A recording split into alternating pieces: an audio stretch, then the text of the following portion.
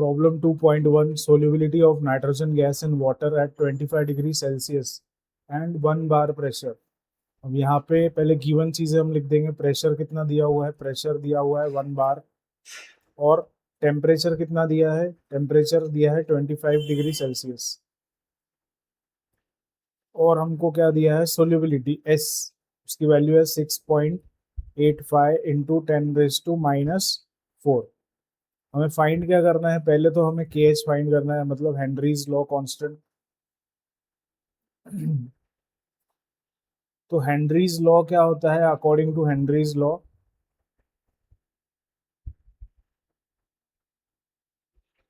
According to Henry's law, Henry's law होता है solubility is equal to K H into pressure. अब pressure दिया हुआ है 1 बार,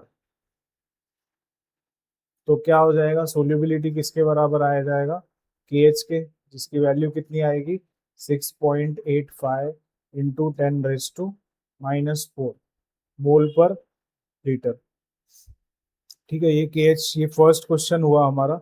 इसके बाद सेकंड क्वेश्चन क्या दिया हुआ है, सेकंड क्वेश्चन दिया है कि molarity of N2 gas dissolve in water under atmospheric pressure where partial pressure of N2। अब ये प्रेशर दिया है, सेकंड क्वेश्चन, प्रेशर कितना दिया हुआ है 0.75 बार, और हमें क्या दिया हुआ है, हमको मोलैरिटी फाइंड करना है, मतलब हमको सोल्यूबिलिटी फाइंड करना है। ठीक है, सोल्यूबिलिटी फाइंड करना है, और के एच का वैल्यू हमको पता है कितना है, 6.85 इंटू 10⁻⁻⁴। सो ये भी सिंपल क्वेश्चन है, S is equal to K H into P, Henry's law. S हमको फाइंड करना है, के एच का वैल्यू है 6.85 इंटू 10⁻⁻⁴ मल्टीप्लाई बाय प्रेशर दिया है 0.75, तो सोल्यूबिलिटी का वैल्यू आएगा 5.1 इंटू 10⁻⁻⁴ मोल पर लीटर। ठीक है, बहुत ही सिंपल क्वेश्चन थे ये दोनों।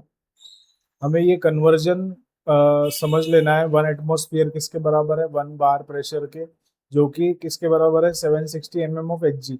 अगर क्वेश्चन आ रहा है 760 mm ऑफ Hg, मतलब प्रेशर दिया है mm ऑफ Hg में, तो हमें उसको किस में कन्वर्ट करना होगा, 1 बार में। तो हम सिंपली क्या करेंगे, उसको 760 से डिवाइड कर लेंगे।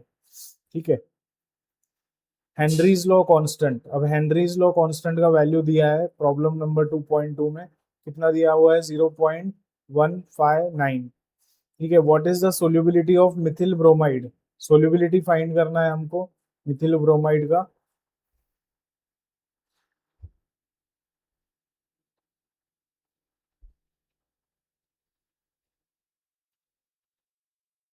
What is the solubility of Mithil bromide at pressure. अब प्रेशर दिया हुआ है 130 ऑफ Hg, तो ऑफ Hg में है, तो हमको इसको किस में कन्वर्ट करना पड़ेगा, बार में, क्योंकि 130 of Hg is equal to how much bar. हमें पता है 760 ऑफ Hg किसके बराबर होता है, ये होता है 1 बार के बराबर। तो अगर हमने क्रॉस मल्टीप्लाई किया, तो अगर हमको इसकी वैल्यू फाइंड करनी है प्रेशर की, तो ये क्या आएगा 130 डिवाइडेड बाय 760। ठीक है, ये आएगा हमारा वैल्यू बार में। अब हमें क्या फाइंड करना है, solubility is equal to K H into P, ये हमारा हेनरीज लॉ कांस्टेंट है, के एच। तो एस क्या आएगा 0.159 मल्टीप्लाई बाय प्रेशर की वैल्यू है 130 डिवाइडेड बाय 760, ये हमें सॉल्व करना है। तो सोल्यूबिलिटी का वैल्यू कितना आएगा, हमारा सोल्यूबिलिटी का वैल्यू आएगा 0.271 मोल पर लीटर, या फिर कैपिटल एम लिखा तो भी चलेगा, क्योंकि मोलैरिटी का यूनिट ही होता है मोल पर litre.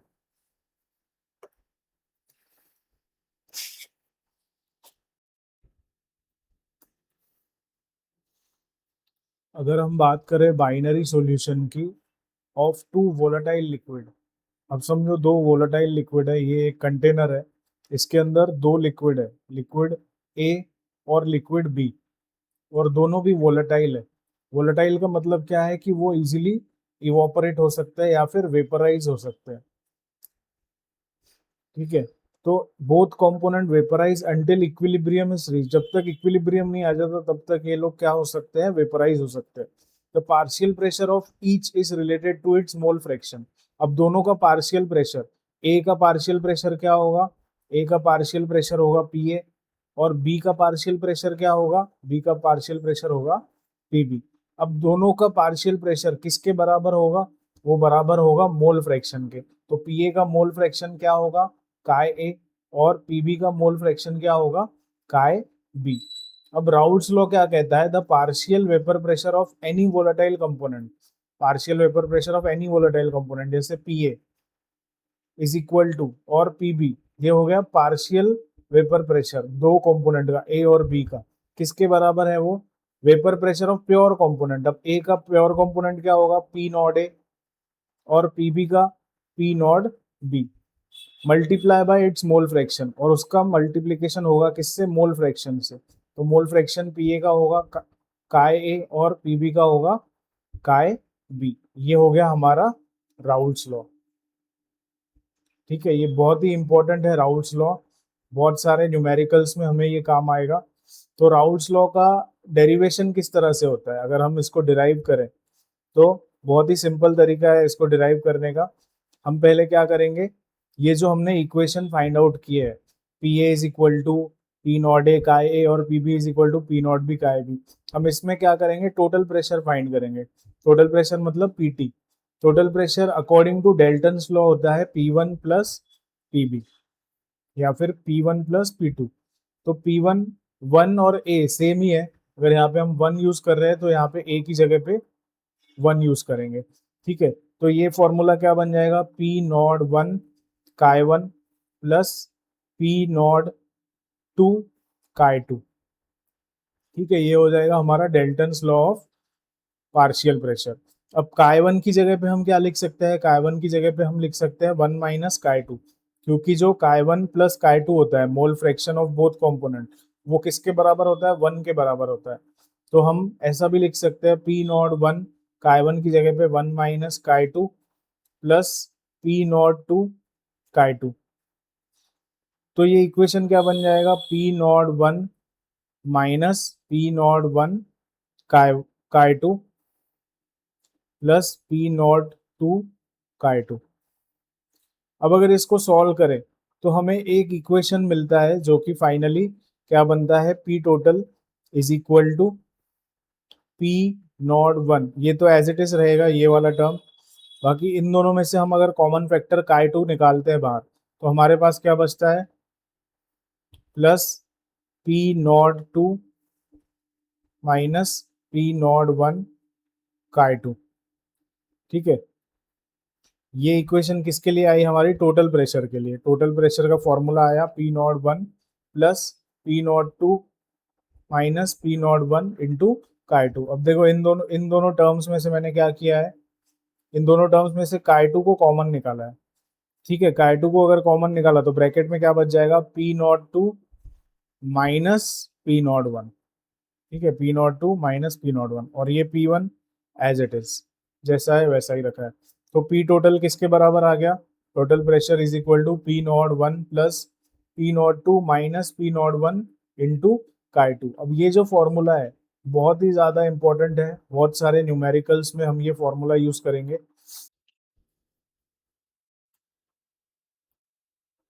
Vapor pressure of pure liquid A and B are 450 mm of Hg and 700 mm of Hg at 300 Kelvin. Or find the composition of liquid and vapor if the total vapor pressure is 600 mm.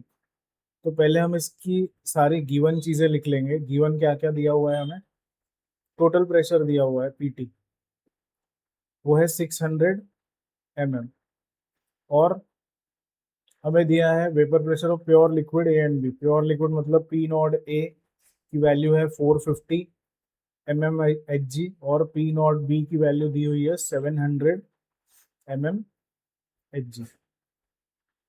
ठीक है, हमारे पास formula है, अभी हमने derive किया था, P total is equal to P naught A plus P naught B minus P naught A into Chi2।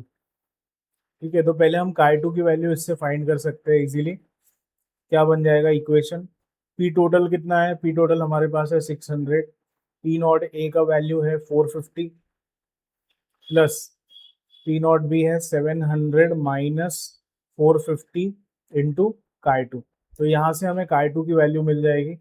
तो 600, ये 450 उधर जाके हो जाएगा माइनस, इज इक्वल टू ये कितना हो जाएगा 250 Chi2। ठीक है, ये हो जाएगा 150 इज इक्वल टू 250 Chi2। तो Chi2 का वैल्यू हो जाएगा 150 डिवाइडेड बाय 250। कितना आएगा इसका आंसर? 150 डिवाइडेड बाय 250, ये आएगा हमारे पास 0.6। अब Chi2 का वैल्यू अगर 0.6 आया तो Chi1 कितना आएगा? Chi1 प्लस Chi2 होता है 1, तो Chi1 का वैल्यू आ जाएगा हमारे पास 0.4। ये हमें मिल गया लिक्विड फेज में। अब हमें वेपर फेज में फाइंड करना है। ठीक है, वेपर फेज में कॉम्पोजिशन जो होता है ए और बी का, वो होता है y1 और y2। तो इसमें फॉर्मूला हम यूज करते हैं P1 is equal to y1 P and P2 is equal to y2 P। ठीक है, तो y1 की वैल्यू क्या आएगी? P1 अपॉन P, ये P होता है टोटल प्रेशर। y1 कितना हो जाएगा? P1 को हम लिखते हैं P naught 1 Chi1 upon P total. तो y1 का वैल्यू आ जाएगा हमारे पास, P नॉट 1 है 450 इंटू Chi1 का वैल्यू हमने फाइंड किया 0.4 डिवाइडेड बाय टोटल प्रेशर है 600। तो y1 का वैल्यू हमारे पास आ जाएगा 0.3। अगर y1 0.3 है तो y2 कितना आएगा? y2 आ जाएगा 1 माइनस 0.3, y2 आ जाएगा 0.7। तो ये क्वेश्चन में हमने दोनों भी कॉम्पोजिशन फाइंड किए in the liquid phase as well as in the vapour phase. जब भी हमें एक कॉम्पोजिशन मिलता है, मतलब मोल फ्रैक्शन लिक्विड में मिल गया एक कंपोनेंट का, तो दूसरे कंपोनेंट का हम इजीली फाइंड कर सकते हैं, सिर्फ हमको वन में से उसको माइनस करना है। अब ये देखिए पॉइंट ऑफ डिफरेंसेस क्या है आइडियल और non ideal solution. Ideal solution क्या होता है? आइडियल सॉल्यूशन ओबे करता है राउल्ट्स लॉ को। ठीक है, राउल्ट्स लॉ के जो भी कंडीशन है वो आइडियल सॉल्यूशन फॉलो करता है। और नॉन आइडियल सॉल्यूशन क्या होता है? विच डू नॉट फॉलो और ओबेस राउल्ट्स लॉ। ठीक है, राउल्ट्स लॉ को ओबे नहीं करता है, वो सॉल्यूशन कौन सा होता है? Non ideal. अब delta H of mixing, delta H क्या होता है? हीट। अब समझिए मिक्सिंग मतलब, अभी डेल्टा एच मिक्सिंग, तो मिक्सिंग मतलब दोनों को मिक्स करने के बाद, मतलब एक कंपोनेंट ए है दूसरा कंपोनेंट बी है, इन दोनों को मिक्स कर दिया एक बीकर में, समझो, तो ये क्या बन गया? A B component. ठीक है, तो इन दोनों को मिक्स करने के बाद ना तो हीट रिलीज हुई है ना तो हीट एब्जॉर्ब हुई है। ठीक है, मतलब डेल्टा एच ऑफ मिक्सिंग मतलब ए और बी को दोनों को जब हमने मिक्स किया तो क्या बना? ए बी बना। तो जब ए बी बनता है तो ना तो हीट रिलीज होती है ना तो हीट एब्जॉर्ब होती है, इसलिए डेल्टा एच ऑफ मिक्सिंग क्या आ जाता है? 0। ठीक है, ये किस में आता है? आइडियल सॉल्यूशन में। लेकिन नॉन आइडियल में क्या आएगा? Delta H is not equal to 0, मतलब मिक्स करने के बाद या तो हीट एब्जॉर्ब होगी या तो हीट रिलीज होगी, इसीलिए हम लिखते हैं delta H of mixing not equal to 0। अब delta V mixing, delta V mixing क्या होता है? वी मतलब वॉल्यूम। ठीक है, ये आइडियल गैस के केस में और आइडियल सॉल्यूशन के केस में हो जाएगा 0। डेल्टा वी मिक्सिंग मतलब ए और बी को जब हमने मिक्स किया तो ना ही वॉल्यूम इंक्रीज हुआ ना ही वॉल्यूम डिक्रीज हुआ, उतना ही वॉल्यूम एज इट इज। मतलब समझो ए था 5 लीटर, बी था 5 लीटर, तो टोटल कितना आया? 10 लीटर, मतलब टोटल 10 लीटर ही बना, ऐसा नहीं कि कोई वॉल्यूम का लॉस हुआ है या फिर गेन हुआ है। ठीक है, तो डेल्टा वी मिक्सिंग भी 0 आता है आइडियल के केस में। लेकिन नॉन आइडियल के केस में क्या होता है? Delta V mixing not equal to 0, मतलब जब हम ए और बी को मिक्स करेंगे तो ऐसा भी हो सकता है कि उनका वॉल्यूम इंक्रीज हो जाए या फिर डिक्रीज हो जाए। अब नेक्स्ट पॉइंट देखिए, nature of interaction. Nature of interaction मतलब अब ये जो एक ए और बी के बीच में इंटरेक्शन है, ए के बीच में कौन से इंटरेक्शन होंगे, ए, बी के बीच में कौन से इंटरेक्शन होंगे, बी, और फाइनल इंटरेक्शन कौन से बनते हैं, ए बी। ठीक है, तो सोल्यूट सोल्यूट मतलब ये वाला, सोल्यूट सॉल्वेंट ये वाला, सॉल्वेंट सॉल्वेंट ये वाला, तीसरे, ये तीनों इंटरेक्शन कंपेरेबल है, मतलब इनको हम कंपेयर कर सकते हैं, ये एक जैसे आते हैं आइडियल सॉल्यूशन के केस में। इनके बीच में जो इंटरेक्शन होते हैं वो ऑलमोस्ट सेम होते हैं। लेकिन नॉन आइडियल के केस में ये जो इंटरेक्शंस होते हैं ए बी और ए बी के केस में, ठीक है, तो ये क्या होते हैं, नॉट कंपेरेबल, इसको कंपेयर नहीं किया जा सकता। अगला पॉइंट देखिए, vapour pressure relation. Vapour pressure of ideal solution lies between vapour pressure of pure component. मतलब आइडियल सॉल्यूशन जो बनता है ए बी, उसका वेपर प्रेशर किसके बराबर होता है या किसके आसपास होता है, प्योर कंपोनेंट के आसपास ही होता है। लेकिन नॉन आइडियल के केस में ऐसा नहीं होगा, जो नया सॉल्यूशन बनेगा नॉन आइडियल सॉल्यूशन, उसमें या तो वेपर प्रेशर ज्यादा होगा प्योर कंपोनेंट से या फिर कम होगा।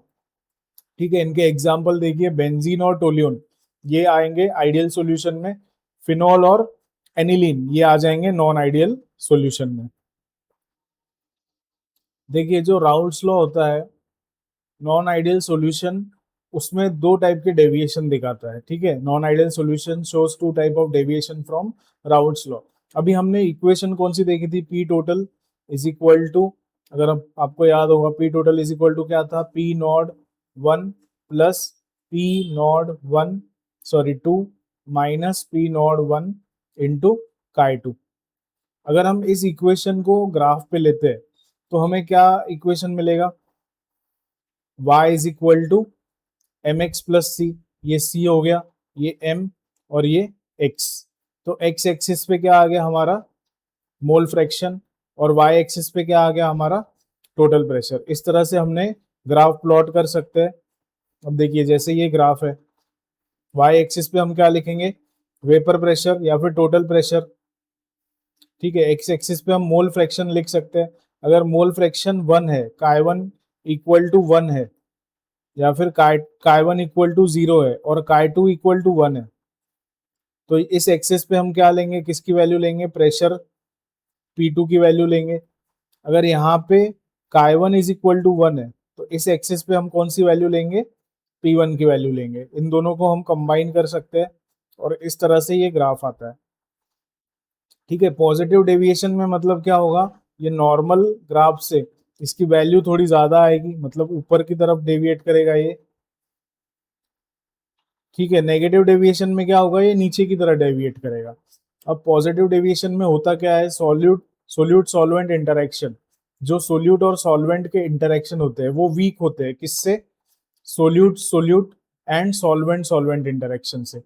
सोल्यूट सॉल्वेंट इंटरेक्शन मतलब जो हमारा सॉल्यूशन रेडी हो गया ए बी वाला, अब इसमें इंटरेक्शन अगर वीक है तो ये इजीली हीट हो जाएगा, वेपर्स इसके ज्यादा बनेंगे। ठीक है, इसके अगर वेपर ज्यादा बनेंगे तो वेपर प्रेशर भी क्या आएगा, ज्यादा आएगा। इसीलिए ये क्या दिखाएगा, पॉजिटिव डेविएशन। देखिए यहाँ पे सोल्यूट सॉल्वेंट इंटरेक्शन वीक होते हैं। ठीक है, ये वाला इंटरेक्शन क्या है, वीक इंटरेक्शन है। अगर इंटरेक्शन वीक होंगे तो इजीली बॉयल हो जाएगा वो।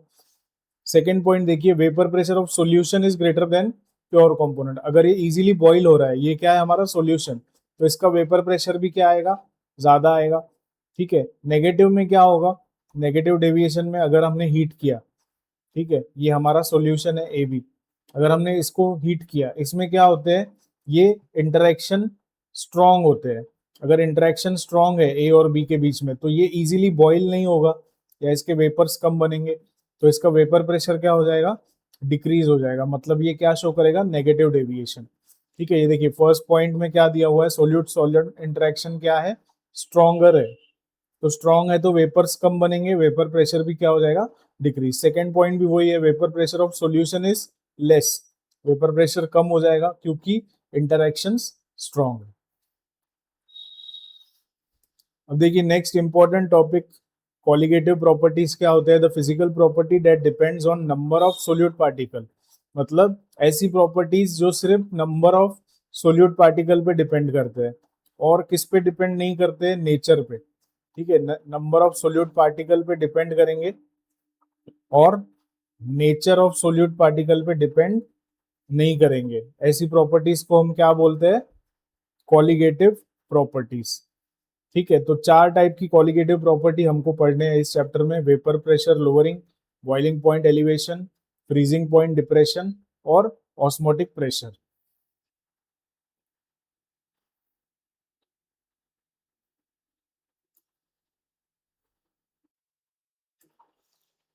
Expression for lowering of vapour pressure according to Raoult's law.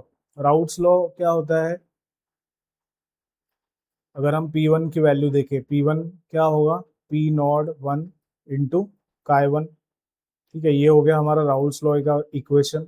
अगर मैं काय 1 की जगह पे लिख दूं 1 माइनस काय 2, तो वो भी सेम ही होगा, क्योंकि काय 1 प्लस काय 2 होता है इक्वल टू 1। इसको फर्दर अगर सॉल्व करें तो P1 क्या हो जाएगा? P1 not minus P1 naught chi 2। ठीक है, इस P1 minus P1 naught chi 2 को इज इक्वल टू का इस तरफ भेज दिया तो क्या बन जाएगा? P1 naught chi 2 is equal to P naught 1। इस P1 को इस तरफ भेज दिया, क्या बन जाएगा? Minus P1। इसको अगर इस तरीके से लिखे, P naught 1 minus P1 is equal to P naught 1 chi 2। अब ये जो P नॉट 1 माइनस P1 है, इसी को बोलते हैं डेल्टा P, है ना? इसको हम बोलेंगे lowering of vapour pressure. Lowering of vapour pressure. ठीक है, अगर P नॉट 1 को डिनोमिनेटर में हमने भेज दिया, P नॉट 1 माइनस P1, ये मैंने ये सेम ही लिखा है, सिर्फ ये P नॉट 1 को हमने क्या किया, यहाँ पे लेके आ गए, इज इक्वल टू काय 2। तो ये वाला जो पूरा टर्म है, इसको बोला जाता है relative lowering of vapour pressure. ठीक है, क्योंकि lowering of vapour pressure with respect to P1, इसी को बोलेंगे relative lowering of vapour pressure. किसके इक्वल आया ये? काय 2 के इक्वल आया। अब देखिए काय 2 क्या हो जाएगा हमारा? ये हो गया काय 2। काय 2 होता है मोल फ्रैक्शन ऑफ 2, मतलब क्या हो गया? सोल्यूट। ठीक है, ये हमने समझना है। अगर 1 हम लिख रहे हैं तो ये किसके लिए है? ये सॉल्वेंट के लिए है, 1 या फिर A। ये हो गया सॉल्वेंट के लिए। अगर हम बी लिख रहे हैं या फिर 2 लिख रहे हैं, ये किसके लिए होता है? सोल्यूट के लिए। ठीक है, अगर मोल फ्रैक्शन ऑफ सोल्यूट है तो मोल फ्रैक्शन का फॉर्मूला क्या आएगा? Number of moles of solute upon number of moles of solute plus number of moles of solvent. अगर हम डाइल्यूट सॉल्यूशन की बात करें, डाइल्यूट सॉल्यूशन की अगर हम बात करते हैं, तो उसमें N2 क्या हो जाएगा हमारा? 0 हो जाएगा, है ना? क्योंकि सोल्यूट उसमें बहुत कम रहेगा डाइल्यूट सॉल्यूशन में, तो N2 हम 0 मान सकते हैं। तो काय 2 बन जाएगा N2 अपॉन N1। अब N2 होता है number of moles of solute, 2 मतलब सोल्यूट, तो given weight of solute upon molecular weight of solute. और N1 क्या होगा? Number of moles of solvent, 1 मतलब सॉल्वेंट, तो ये हो जाएगा number of moles of solvent, sorry weight of solvent upon molecular weight of solvent. ठीक है, अगर ये इक्वेशन को हम एक साथ लिखे, delta P upon P naught 1, sorry इसको ऐसे लिखते हैं हम, P naught 1 minus P1 upon P naught 1 is equal to N2 upon N1। ठीक है, तो N2 अपॉन N1 क्या आएगा? N2 मतलब W2 अपॉन M2, और N1 मतलब इसका रेसिप्रोकल हो जाएगा, मतलब यहाँ पे आ जाएगा M1 अपॉन W1। ये हमारा फाइनल फॉर्मूला बन गया relative lowering of vapour pressure का। बहुत ही इंपॉर्टेंट फॉर्मूला है। लोअरिंग ऑफ वेपर प्रेशर के क्वेश्चंस हमको इसी फॉर्मूला से सॉल्व करने हैं। डेल्टा, ये P1 नॉट माइनस P1, इसको हम डेल्टा P भी बोल सकते हैं ऊपर, और नीचे क्या है? P1 not is equal to क्या बन जाएगा? W2 upon M2 into M1 upon W1। ये सारे टर्म्स लिखे, डेल्टा P हो जाएगा लोअरिंग ऑफ वेपर प्रेशर। ठीक है, delta P upon P1 not, इसको क्या बोलेंगे? Relative lowering of vapour pressure. काय 2 हो जाएगा हमारा मोल फ्रैक्शन ऑफ सोल्यूट। ठीक है, ये सारे टर्म्स दिए हुए, W2 हो गया मास ऑफ सोल्यूट, W1 हो गया मास ऑफ सॉल्वेंट, N2 हो गया number of moles of solute, N1 हो गया number of moles of solvent. M2, M मतलब क्या होता है, मोलर मास, और 2 मतलब सोल्यूट, ये भी हो गया मोलर मास। 1 मतलब किसका है, ये सॉल्वेंट का। अभी हम ये क्वेश्चन सॉल्व करेंगे, इससे हमारे सारे डाउट्स क्लियर हो जाएंगे। सबसे पहले मैं यहाँ पे फॉर्मूला लिख देता हूँ। क्या फॉर्मूला डिराइव किया हमने, P naught one minus P one upon P naught one is equal to W2 upon M2 into M1 upon W1। अभी हम गिवन टर्म्स लिखेंगे। Solution is prepared by dissolving 394 gram, gram मतलब दिया है weight, of non volatile solute, solute है मतलब 2, कितना दिया हुआ है इसका वैल्यू 394 ग्राम, ठीक है, इन 622 ग्राम ऑफ वाटर। फिर से ग्राम मतलब वेट, वाटर मतलब सॉल्वेंट, मतलब 1 लिखेंगे, कितना है इसका value 622 gram. The vapour pressure of solution, अब देखो सॉल्यूशन मतलब P1 कितना दिया है 30.74 at 30 degree. If the vapour pressure of water, water मतलब प्योर सॉल्वेंट, तो इसको लिखेंगे P नॉट वन, कितना दिया है ये 31.2।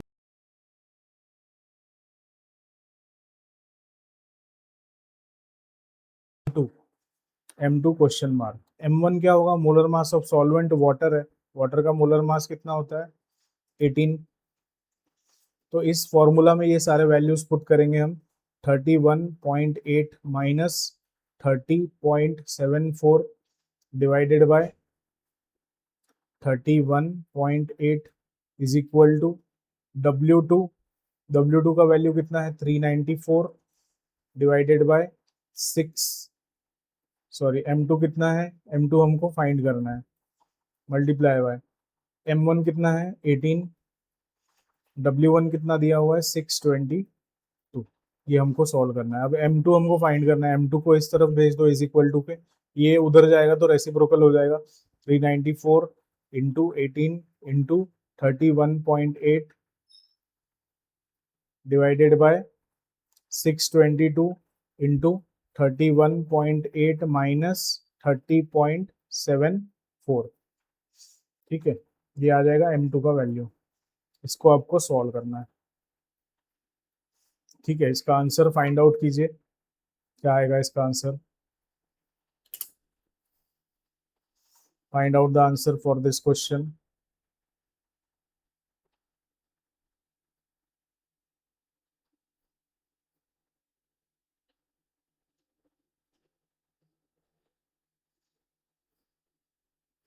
सॉल्व करिए, you can use a log table also.